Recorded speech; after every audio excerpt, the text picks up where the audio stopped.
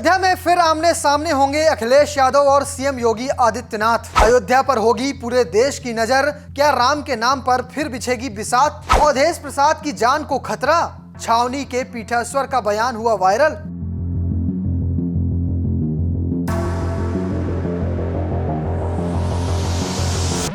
पूरे देश के लोकसभा चुनाव की चर्चा एक तरफ और उत्तर प्रदेश की अयोध्या लोकसभा सीट की चर्चा एक तरफ। और ये चर्चा होनी भी चाहिए क्योंकि यहाँ इस साल की शुरुआत में भाजपा ने भव्य राम मंदिर का उद्घाटन किया था और 400 से ज्यादा सीट जीतने का दावा किया था।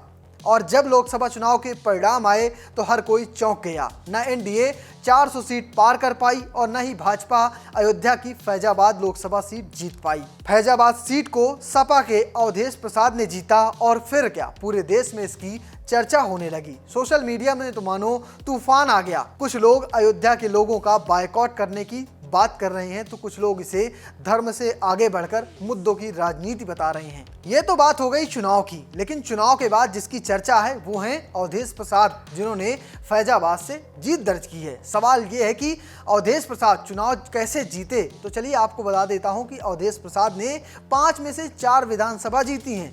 शुरुआत करते अयोध्या की। अयोध्या विधानसभा जरूर अवधेश प्रसाद हारे थे, लेकिन उसके बाद बाकी चारों को जीता था। अवधेश अगर बात करें अयोध्या की तो यहाँ सपा को मिले थे 1,04,000 वोट, जबकि भाजपा के खाते में थे 1,04,000 वोट। रुदौली की बात करें तो सपा ने यहाँ पर पाए थे 1,04,000 वोट, जबकि भाजपा के खाते में थे 92,000 वोट। मिल्कीपुर की बात करें जहाँ से अवधेश प्रसाद विधायक थे, उन्होंने यहाँ हासिल किए थे 95,000 वोट, जबकि भाजपा के खाते में थे 87,000 वोट। अगर बात करें बीकापुर की तो यहाँ पर सपा के खाते में थे 1,22,000 वोट, जबकि भाजपा के खाते में थे मात्र 92,000 वोट। गरियाबाद की बात करें तो यहाँ पर सपा ने हासिल किए थे 1,33,000 वोट, जबकि भाजपा के खाते में थे 1,21,000 वोट।